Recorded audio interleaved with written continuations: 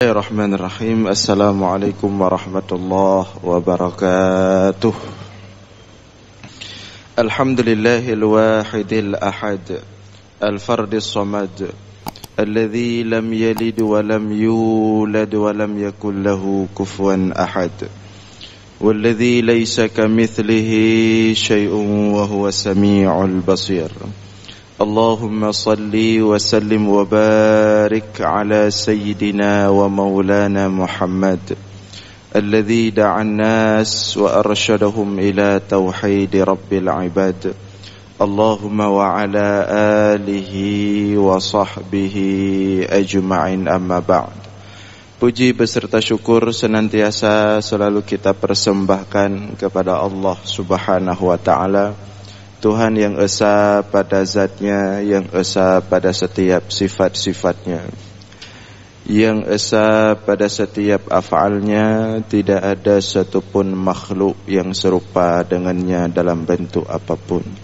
Selawat beriringkan salam juga kita sampaikan kepada baginda Rasulullah sallallahu alaihi wasallam, kepada seluruh keluarga dan sahabat-sahabatnya sekalian.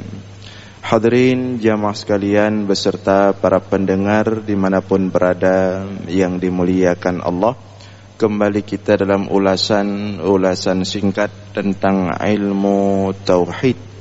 Masih lanjutan nilai-nilai ketauhidan yang terkandung dalam pelaksanaan ibadah salat.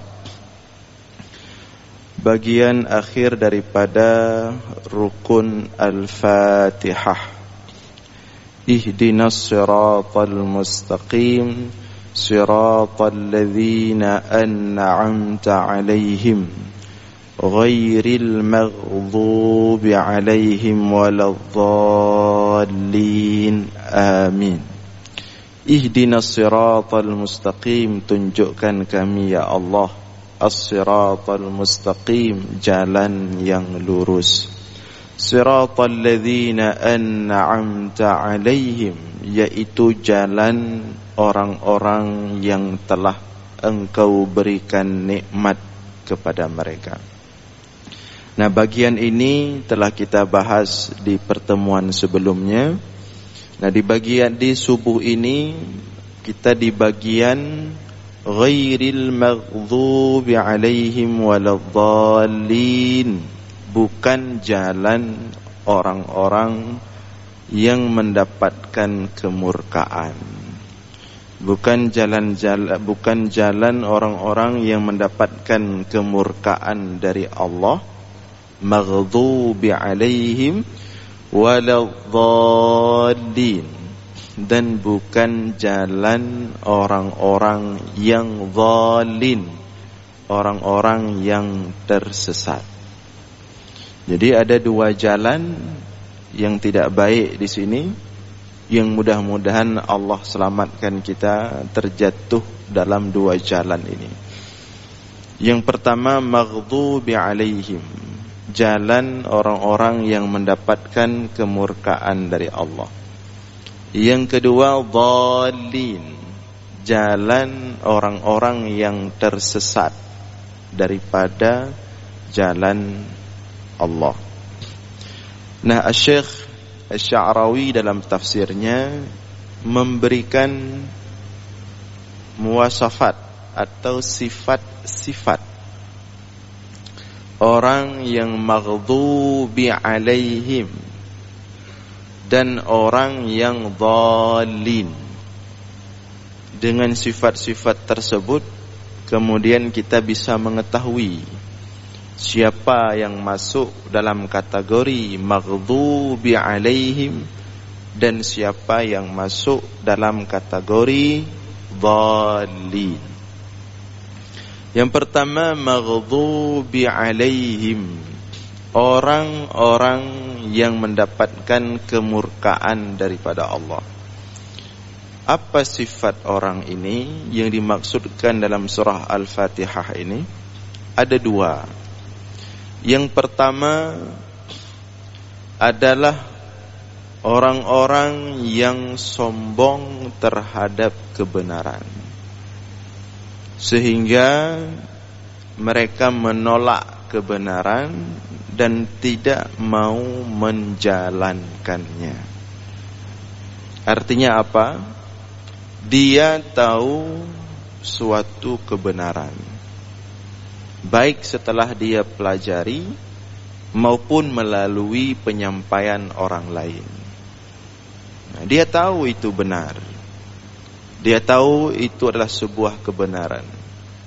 Tapi karena kesombongannya, dia menolak kebenaran tersebut dan tidak menjalankannya. Ini sifat pertama maghdubi alaihim, orang-orang yang mendapatkan kemurkaan dari Allah di dunia dan di akhirat. Ini sifat pertamanya.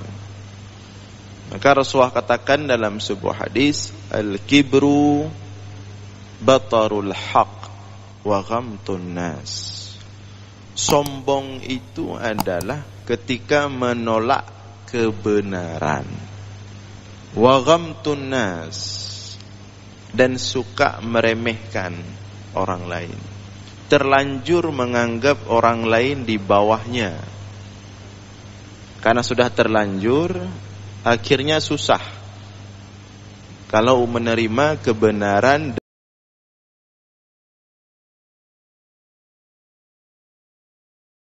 Cukup dengan dirinya tersesat, berusaha cari kawan lain biar sama-sama tersesat. Ini klasifikasi kedua orang yang mendapatkan kemurkaan dari Allah. Udah dirinya rusak, tidak cukup, berupaya mencari kawan biar sama-sama ada kawan yang rusak. Udah dirinya terpleset, udah dirinya sesat, udah dirinya tidak benar dan dia menyadari itu, cari kawan-kawan lain. Ini perilaku musyrik dulu di Mekah yang melawan Rasulullah sallallahu alaihi wasallam. Abu Lahab, Abu Jahal. Abu Jahal ini dia mengakui kebenaran, mereka mengakui kebenaran Nabi Muhammad sallallahu alaihi wasallam. Kalau jumpa bersama Rasulullah dalam kesunyian, Abu Lahab, Abu Jahal itu kalau jumpa Muhammad dalam kesunyian, enggak ada orang, itu berdiri mereka menghormati, bahkan menyalami Nabi Muhammad. Tapi ketika ada orang banyak di depan orang lain, mereka sombong.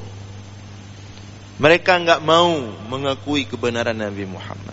Mereka menjelek-jelekkan Muhammad. Mereka mengatakan Muhammad itu gila dan macam-macam yang lain. Dan mereka terus mencari kawan, pengikut, menyebarkan berita fitnah terhadap Nabi Muhammad sallallahu alaihi wasallam. Ini sifat yang kedua, maghdubi alaihim, orang-orang yang mendapatkan kemurkaan dari Allah. Ini busuk sekali sifat seperti ini. Mudah-mudahan Allah selamatkan kita dari sifat busuk yang seperti ini. Marah untuk seseorang, cari orang-orang lain biar sama-sama marah ke dia. Ini sifat ini. Tidak suka kepada seseorang, kemudian tidak cukup merasa diri tidak suka, cari orang lain, pengaruhi orang lain biar sama-sama tidak suka ke dia. Ini sifat maghdubi alaihim. Udah diri tersesat, mempengaruhi orang lain untuk sama-sama tersesat. Kalau bahasa hadis, dal mudil, sesat dan menyesatkan orang lain. Nah, ini dua klasifikasi, dua sifat orang-orang maghdubi alaihim yang mendapatkan kemurkaan daripada Allah. Maka siapa-siapa orang yang masuk dalam maghdubi alaihim, orang yang punya salah satu daripada dua sifat ini, itulah maghdubi alaihim. Jadi kita bayangkan ketika membaca ghairil maghdubi alaihim, kita bayangkan, ya Allah selamatkan saya daripada dua sifat ini ya Allah. Tidak sombong terhadap kebenaran walaupun disampaikan oleh anak kecil, oleh orang bodoh, dan tidak suka menyesatkan orang lain. Kita bayangkan seperti itu makna ghairil maghdubi alaihim. Kemudian waladhdallin, dan juga bukan jalan orang-orang dhalin. Nah, siapa dhalin ini? Apa klasifikasinya? Dhalin ini orang polos. Nah, ini dhalin, orang polos. Dia tidak punya niat jahat. Ini dhalin, polos, lurus, enggak ada niat jahat, tapi tersesat. Ya. Maka sebagian ulama tafsir memasukkan dhalin ini orang-orang Nasrani. Ini maksudnya dalam pengkajian kita ya, bukan untuk mengatakan orang Nasrani yang sekarang. Ini dalam pengkajian kita. Jadi dhalin ini sebagian ulama tafsir memasukkan ke dalamnya yaitu orang Nasrani. Kenapa dimasukkan orang-orang Nasrani? Karena orang-orang Nasrani ini orang tidak punya niat jahat. Dia polos, suka kebenaran, tetapi dhalin, tersesat. Bagaimana ini kok bisa tersesat? Ada, dan itu banyak.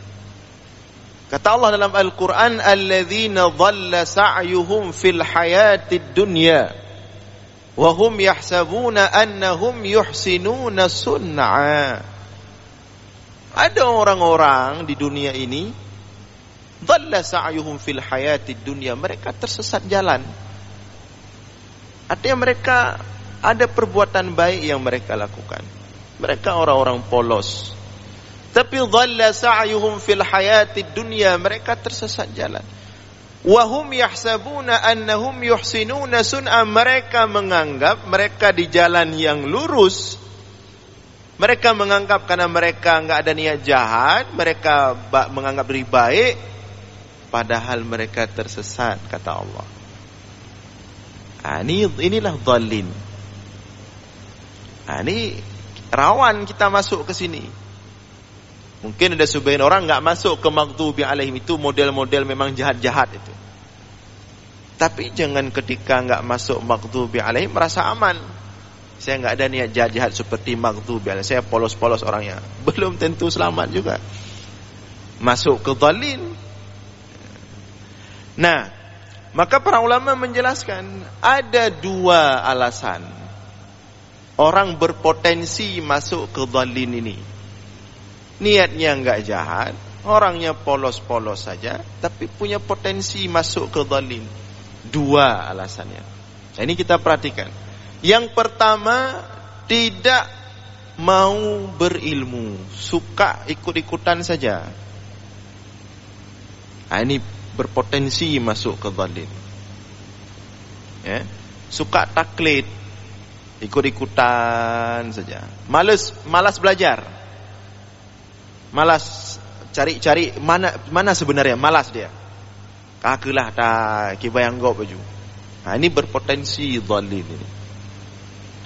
Karena kita agama kita dibangun atas pondasi ilmu. Wala taqfu ma laysa laka bihi ilmun inna sam'a wal basara wal fuada kullu ulaika kana anhu mas'ula. Jangan kamu lakukan, kata Allah. Jangan kamu katakan, jangan kamu bergerak selangkah pun tanpa ilmu. Ma laysa laka bihi ilmun. Jangan. Kenapa jangan? Karena berpotensi. Kalau kita bergerak melakukan sesuatu, berbicara tanpa ilmu, berpotensi jatuh ke dhalin ini. Maka biar terselamat daripada dhalin ini, enggak cukup punya hati polos, tapi harus belajar terus mencari ilmu. Itu memang kewajiban dalam Islam. Terus belajar, terus mencari ilmu. Siapapun tanpa terkecuali.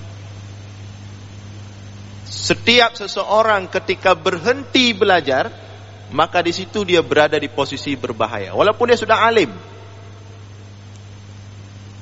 Ada pertanyaan, Ustaz, Tengku, ada orang di kampung saya ilmunya tinggi, ayo tak, cara tak tersebut, tapi akhlaknya bobrok sekali, sombongnya luar biasa. Jawabannya adalah, meskipun dia sudah ada ilmu, tapi dia sudah berhenti.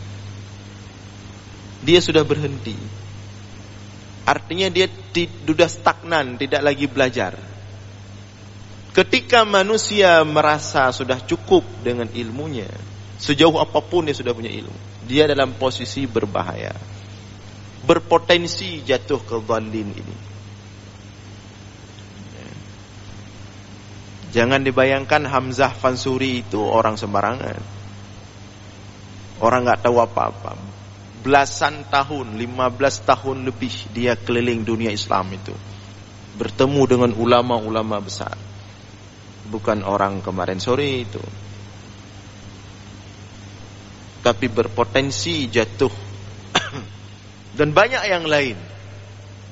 Dalam sejarah kita lihat, orang-orang yang ilmunya tinggi, pemahamannya jauh, tapi ketika dia stagnan, tiba-tiba berhenti di satu titik, tidak lagi melanjutkan, berpotensi jatuh ke dhalin. Maka Abu Dzar Al-Ghifari radhiyallahu ta'ala anhu berpesan kepada kita umat, kun aliman, jadilah orang berilmu. Tidak sanggup muta'alliman, orang yang selalu belajar. Tidak sanggup belajar dengan metode yang sedemikian rupa, mustami'an, terus mendengar-dengar, terus menyimak dari siapapun. Kalau itu yang benar, didengar, disimak. Enggak mampu juga, sudah sakit-sakitan di rumah, enggak bisa kemana-mana, muhibban, jadilah pencinta ilmu. Wala takun khamisan, jangan jadi yang kelima. Apa yang kelima? Terlepas hubungan dengan ilmu. Sealim apapun, kalau sudah memutuskan hubungannya dengan ilmu, fatahlak, maka kamu akan celaka, kata Abu Dzar Al-Ghifari. Ini yang pertama, alasan kenapa seseorang bisa berpotensi jatuh ke dhalin, tersesat. Karena dia malas berilmu, malas belajar, mencukupkan diri hanya dengan mentaklid, ikut-ikutan, tanpa mau mencari, membahas apa yang mana yang sebenarnya, mana dalilnya. Ini berpotensi jatuh ke dhalin. Yang kedua, alasan berpotensi jatuh ke dhalin, dia sudah belajar, bahkan dia sudah alim, tetapi dia tidak meminta kepada Allah untuk terus membimbingnya berada di jalan yang lurus. Padahal Allah katakan dalam hadis qudsi, ya ibadi kullukum dhal. Wahai hamba-hambaku, kata Allah, kalian semua dhal, tersesat. Apa makna Allah katakan kalian semua tersesat? Apakah kita sedang tersesat semua? Bukan. Artinya kalian semua bisa saja tersesat,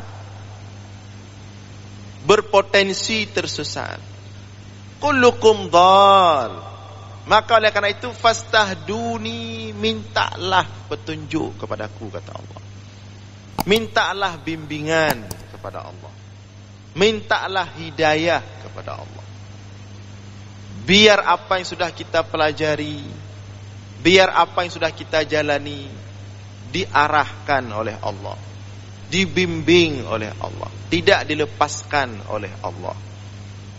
Nah, oleh karena itu, senantiasalah kita berdoa kepada Allah yang diajarkan oleh Rasulullah sallallahu alaihi wasallam, Allahumma a'inni ala dzikrika wa syukrika wa husni ibadati. Meskipun kita sudah alim sekali, ibadah kita sudah enggak ada jeda lagi, sudah full siang malam, tapi minta kepada Allah, Allahumma a'inni ala dzikrika, ya Allah bantulah aku ya Allah, ala dzikrika, untuk terus mengingatmu ya Allah, wa syukrika, untuk terus bersyukur kepadamu ya Allah, wa husni ibadati, untuk terus memperbagus ibadah kepadamu ya Allah.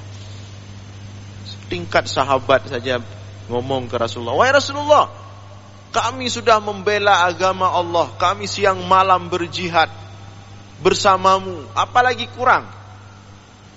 Bukankah ini sudah menjadi bukankah ini sudah cukup agar kami aman hidup di dunia dan akhirat, pasti dijaga oleh Allah? Kenapa kami harus lagi terus-terusan minta dibantu sama Allah, minta diberikan hidayah sama Allah? Bukankah kami sudah berada dalam hidayah bersamamu wahai Rasulullah? Tidak, kata Rasulullah, tidak aman, belum aman. Maka terus kita meminta hidayah kepada Allah, agar di antara begitu banyak orang yang terus mengklaim dirinya paling benar, tapi kita dengan penuh ketawaduan, dengan penuh ketundukan kepada Allah, kita meminta kepada Allah agar di antara orang-orang yang mengklaim dirinya macam model kelompok sekarang, kita termasuk orang-orang yang betul-betul mendapatkan hidayah, mendapatkan jalan yang benar, dan terus mendapatkan bimbingan daripada Allah Subhanahu wa ta'ala. Tapi ingat, jangan pernah merasa diri sudah berada di jalan yang lurus, sudah berada di jalan yang benar, tapi selalu meminta kepada Allah. Dan inilah tujuan kita setiap rakaat salat, membaca surah Al-Fatihah. Mudah-mudahan ada manfaat. InsyaAllah pertemuan subuh Jumat depan kita akan membahas terakhir bagian daripada Al-Fatihah, yaitu bacaan amin. Mudah-mudahan ada manfaat. Mohon maaf atas segala kekurangan. Aqulu qawli hadza wa astaghfirullah li wa lakum. Wassalamu alaikum warahmatullahi